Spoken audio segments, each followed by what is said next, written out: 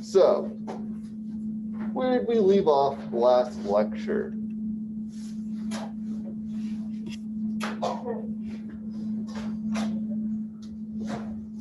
Oh God, I hope we get through all this. My battery's almost dead. So last lecture we left off with some indifferences, correct? Yep. Awesome. So, before I move to the next slide, the sum and difference rule just says that the derivative of two functions added together or subtracted from each other, what's going to be the derivative of each of them with that operation accordingly in between, right? So f plus g, the derivative of that is the derivative of f plus the derivative of g, similarly subtraction.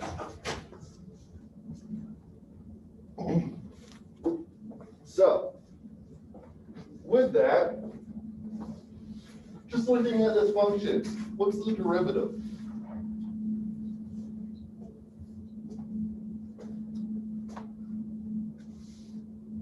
Anybody? 3x minus 2. 3x minus 2. Not quite minus 2. So it's going to be 3x squared, right? Minus 4. And the reason why, I'll write all this out on the board.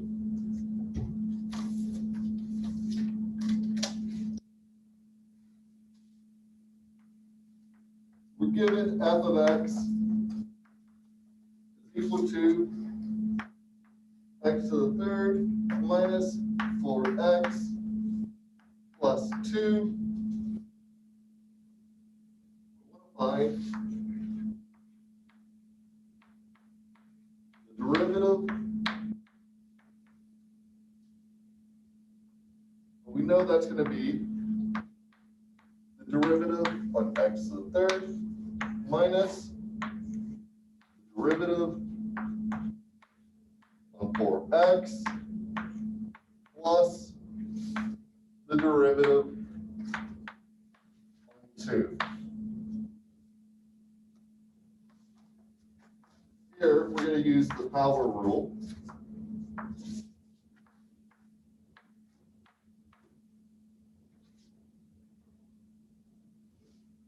Here, we're going to use multiplication by a constant.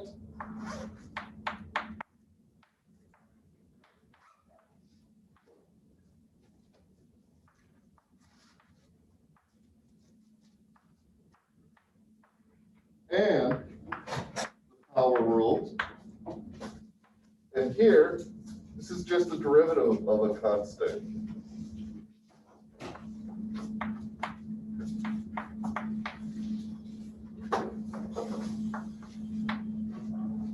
Right? So the power rule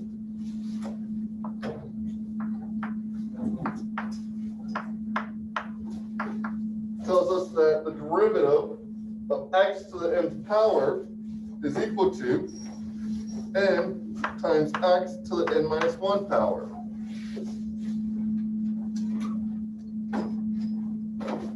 And the multiplication by a constant, well, it tells us that d dx of c times a function is equal to c times d dx of the function.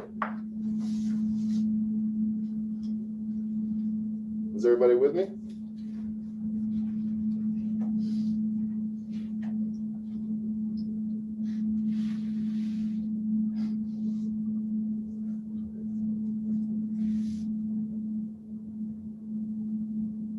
Sorry, could you write that again? I can't really see it. Which part? The multiplication of a constant. Okay.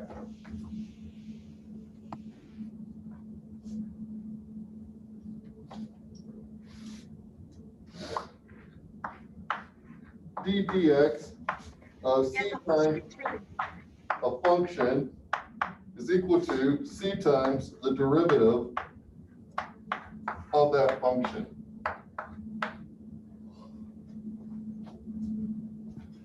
Yeah, thank you. So all of this is going to come out to give us 3x squared minus 4x, minus 4.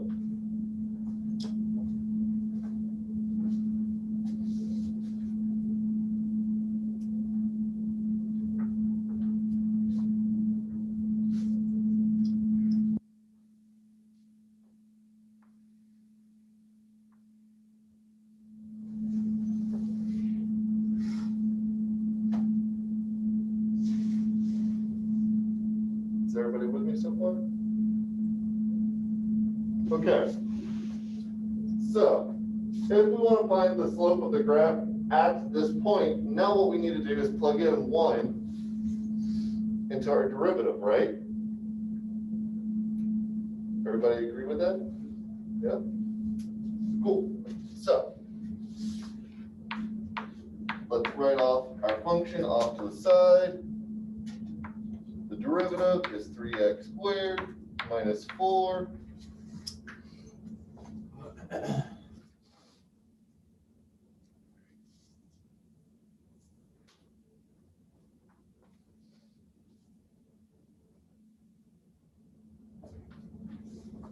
So, our derivative evaluated at 1 is going to be 3 times 1 squared minus 4, which is going to be equal to -1.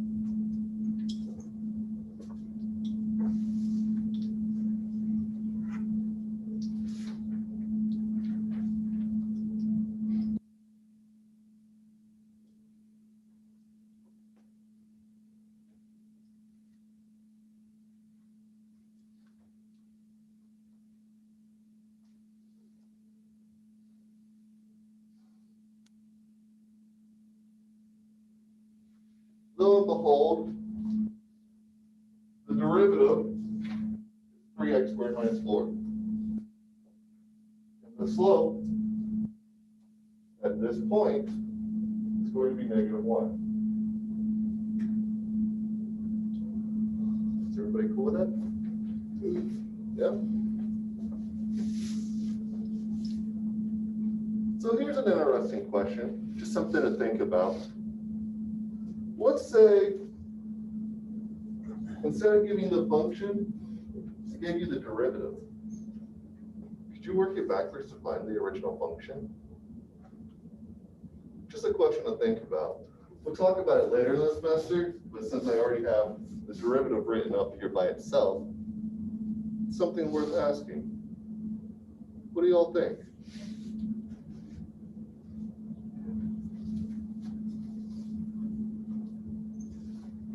Under certain circumstances, sometimes. Having said that, I wanted to go back for a second and ask another question.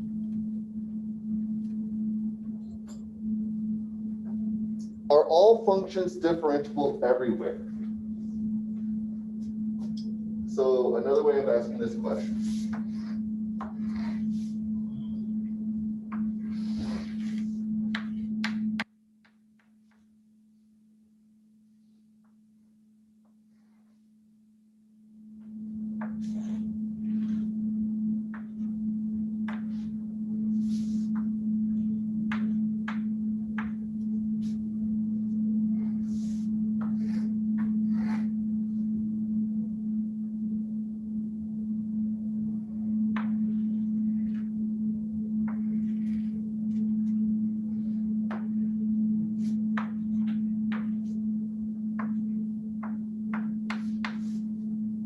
Are all three of these functions differentiable?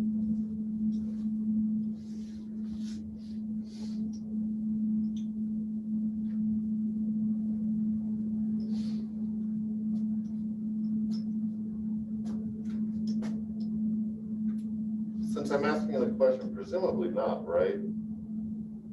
Which ones aren't differentiable? All right. This one? Yeah. You're right, it's not differentiable. What about this one in the middle?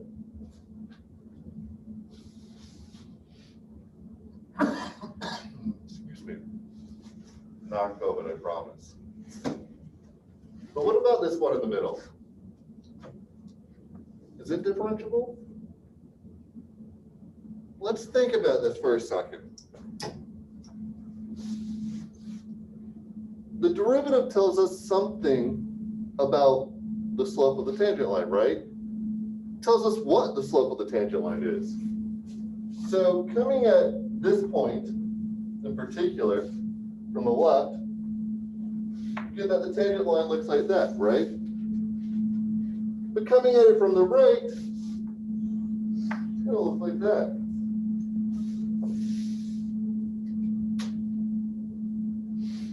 So as delta x approaches 0, we get two different answers. So the derivative doesn't exist at this point. So this function is differentiable everywhere but at this point. This function is differentiable everywhere but at this point. This function is differentiable everywhere.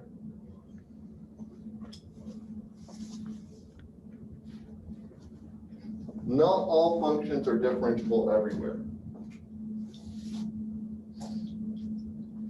As a couple examples.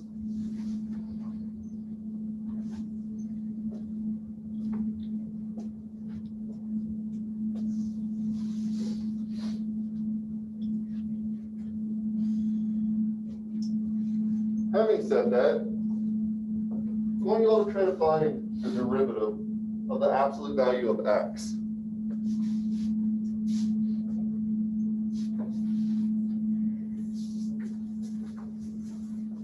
To help you all along the way with that,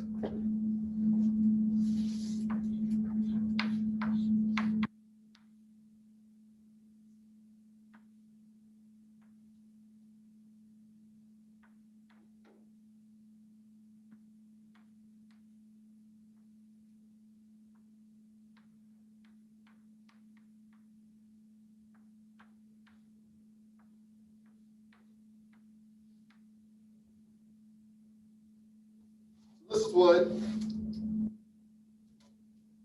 the absolute value of x actually is as a function, right?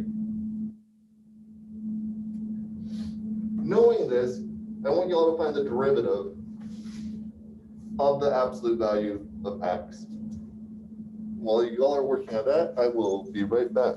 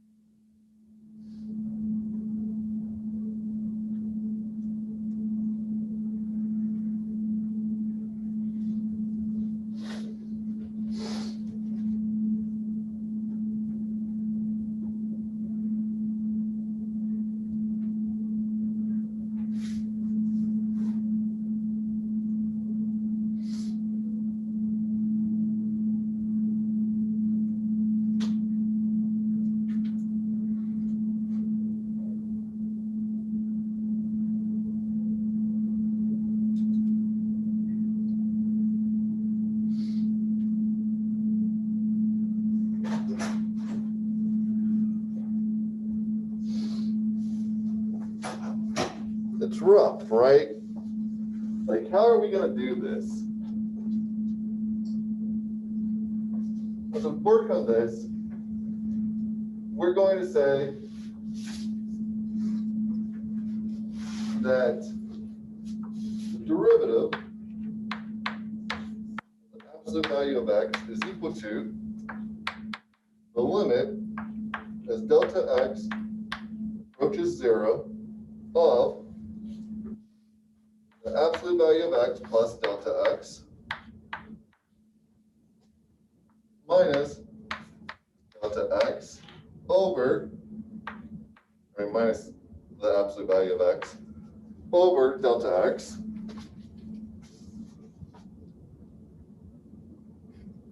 well, what's this thing?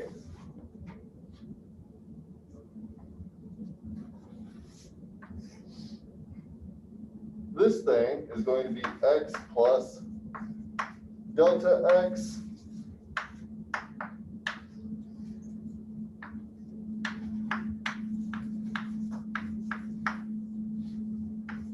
x is greater than 0, 0. Is there a way you could make the camera less blurry? We can't see what's on the board. I'm sorry, what was that? The camera's really blurry. We can't see what's on the board. Okay, give me just a second here.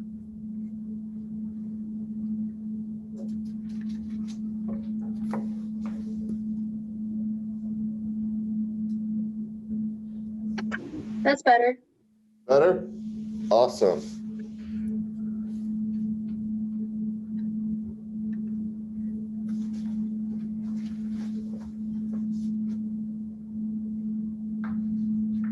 This thing is greater than 0. This thing is equal to 0.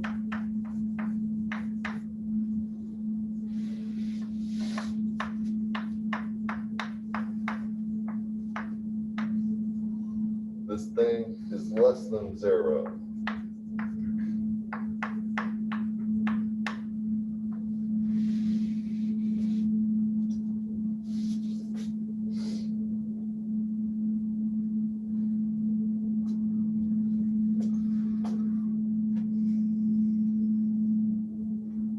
All right, so what this is telling us is that we're going to have to do this in a couple of different parts. We're going to have to do this for the left part, for the middle part, so at 0, for the far right part. Does that make sense what I mean? Why we have to do it that way? Yep. Okay.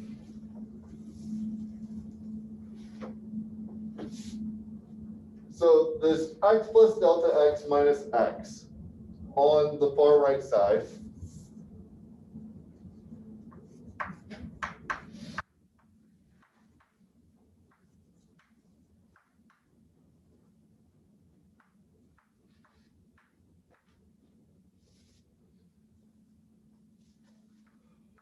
when x is greater than 0, it's going to be like x plus delta x minus x. Agreed? Yep. Okay. So, coming over here and applying that,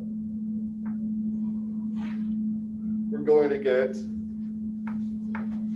delta x, well, the limit as delta x goes to 0 of delta x over delta x. So this is just the limit as delta x goes to 0 of 1, right? Everybody agree with me?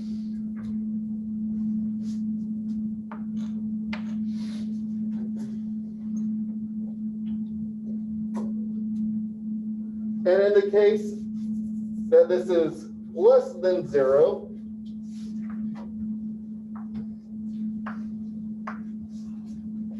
then what we end up with is this, right?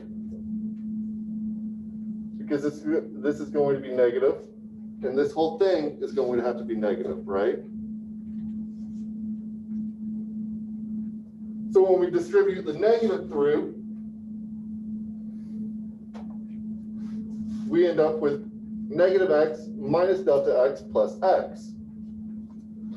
So what we end up with is going to be the limit as delta x goes to 0 of negative delta x over delta x, which is equal to the limit as delta x goes to 0 of negative 1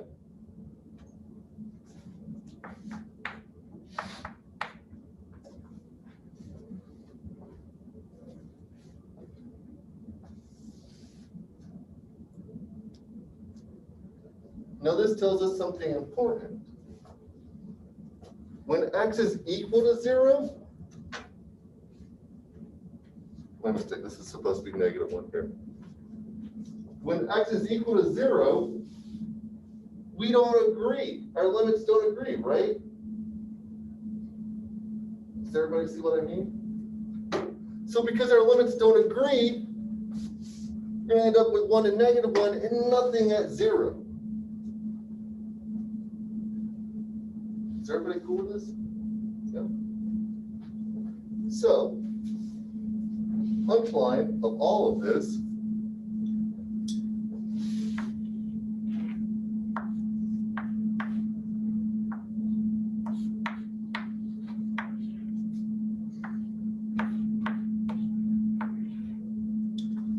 is that the derivative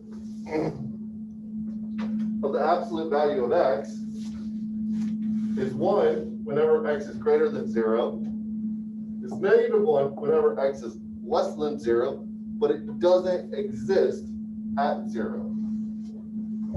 Make sense?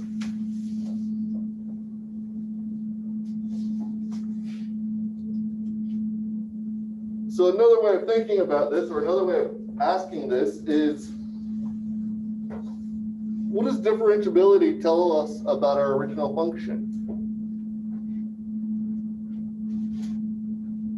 What does it require of our original function?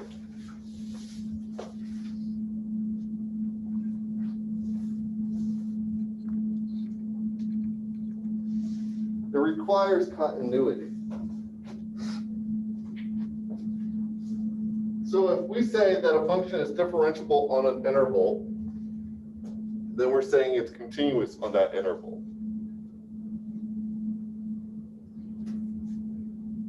Make sense what I mean? But just because it's not differentiable doesn't mean it's not continuous, like we just saw. This is differentiable everywhere except at 0. The absolute value is. But it was continuous everywhere. So, differentiability implies continuity.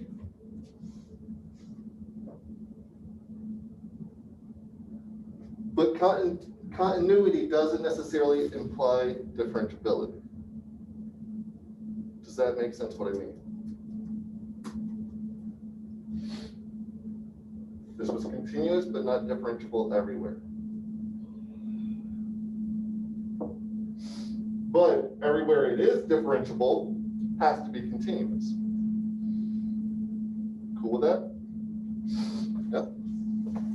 Dope. So that means I can jump all the way back to where we were.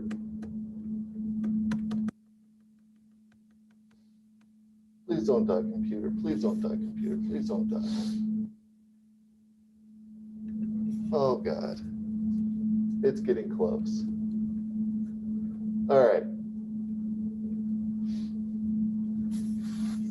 Skip that.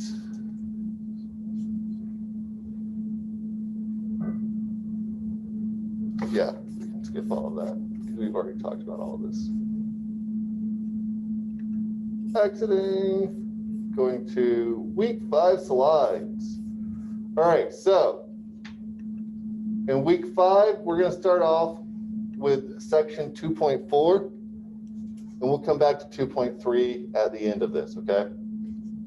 So for those of you all at home, and for anybody who wants to look at these notes, week 5 notes are out of order, but they're out of order for a particular reason. I wanted to talk about the derivative rules and then come back to talk about the interpretation of the derivative.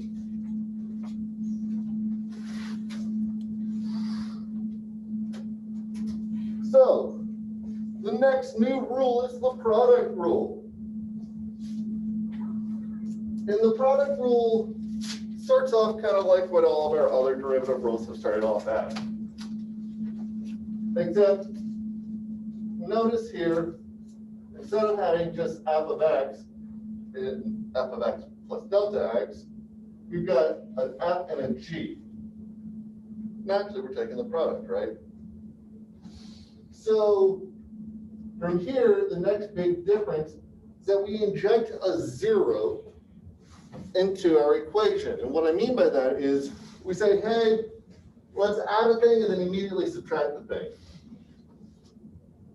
We effectively have done nothing, right? This is 0. But when we do that, we notice we can break up our derivative. Excuse me. We can break up our derivative, rewrite it as g of x plus delta x minus g of x over delta x plus g of x times the fraction f of x plus delta x minus f of x over delta x. And I forgot the f of x plus delta x up front. Well, hey, notice this comes out to be 2 different functions times the derivative of the other function, right? So when we move the limit all the way through, by properties of the limit, we're going to be able to break these up. We're going to find that this is equal to f of x times the derivative of g of x plus g of x times the derivative of f of x.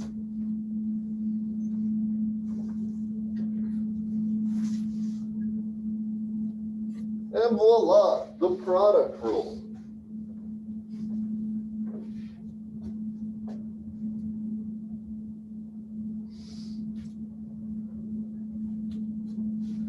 Now, after a while, we're going to see that we can look at another rule called the quotient rule in terms of the product rule, but we need the chain rule before we get there.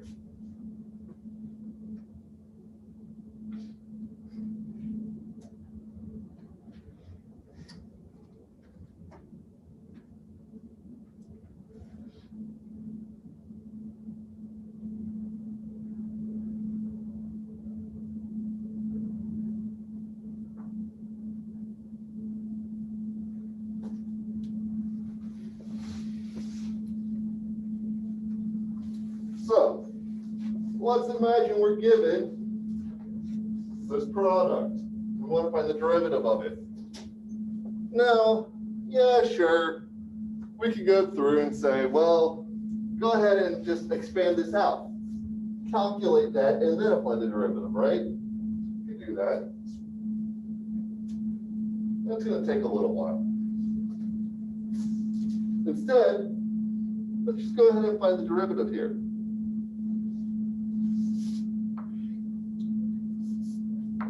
So y is going to equal f of x times g of x.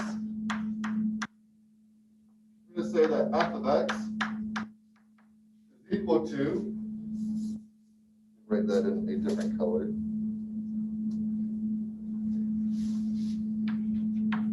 F of x is equal to 3x minus 2x squared. G of x is equal to 5 plus 4x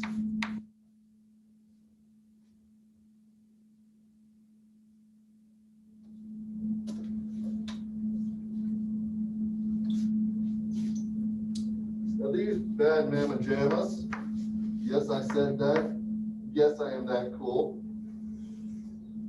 They have derivatives. F prime of x is equal to 3 minus 4x. G of x has the derivative just 4.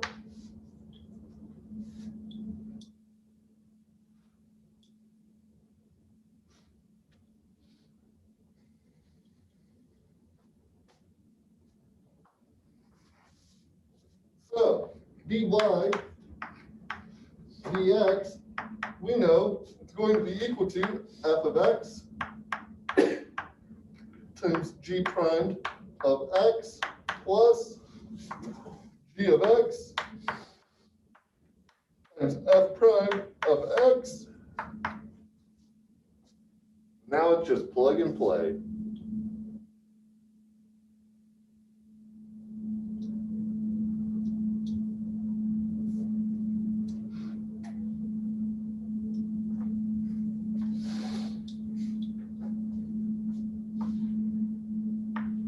Yeah, 3x minus 2x squared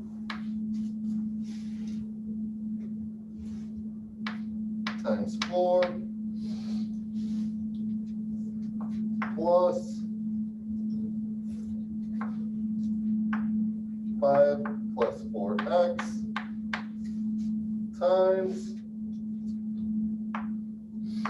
3 minus 4x.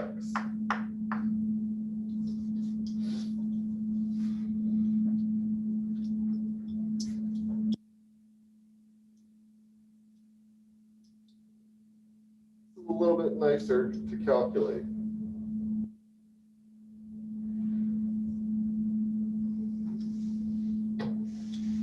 Yep.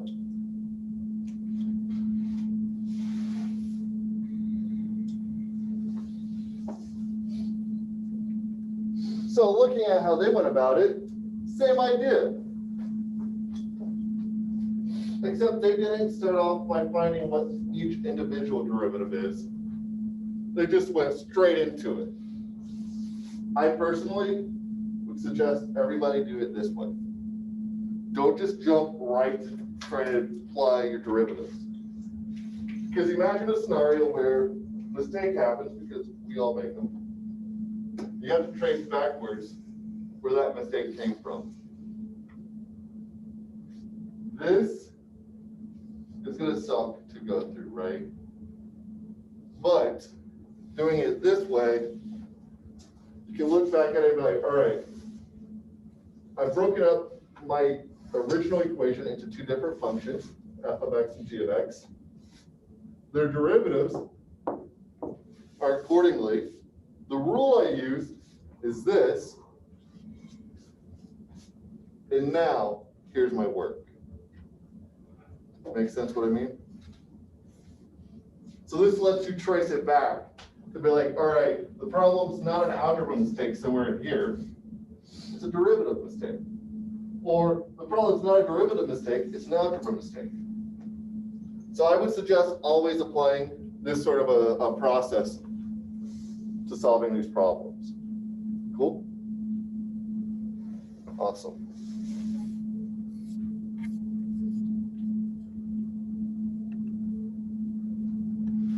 Yeah, my computer's gonna die. So class is gonna end early today. But, talking about the next problem, same idea. We started off by looking at the original function, identifying our two parts, then applying the product rule, and then doing a bunch of algebra. The calculus really only takes up one line here. Again, I would do it this way though. I would say, all right, f of x is this 1 over x plus 1. I would rewrite this as x to the negative first power. G of x is equal to x minus 1. Apply the derivatives, and then put it all back together. Yeah.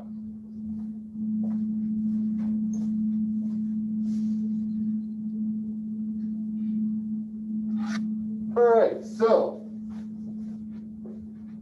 of these, which one do we apply the multiplication by a constant rule?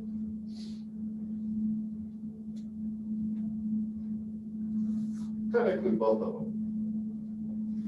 We apply it here, we apply it here, we apply it here, we apply it here. But what I'm really trying to ask is breaking this up. This we can break up using the product rule, and this we can break up using the constant rule, right? However, having said that, you don't have to do this by product rule.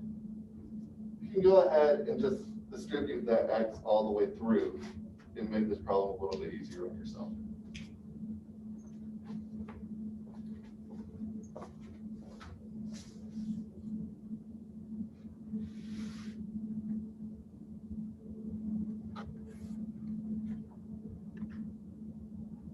Okay, get in there.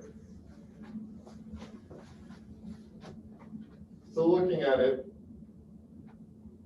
breaking everything up, we have 2x, then we have that derivative, right? Then we have that second part times the derivative of 2x. This is going to come out to be 2x plus 3. This is going to come out to be 2. Distribute and expand. So let's simplify.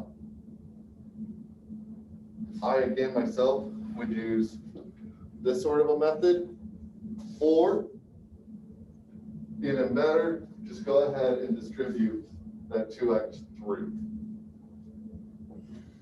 Is everybody cool with that? Having said that, I'm going to let y'all out 10 minutes early today because this is about to die. And if I don't let y'all out 10 minutes early, I'm not going to be able to get this video posted.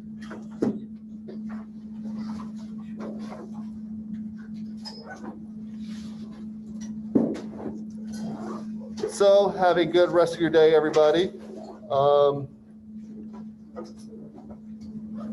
you have any? Thank you. By all means, feel free to ask. Thank you. Have a good day. Y'all too.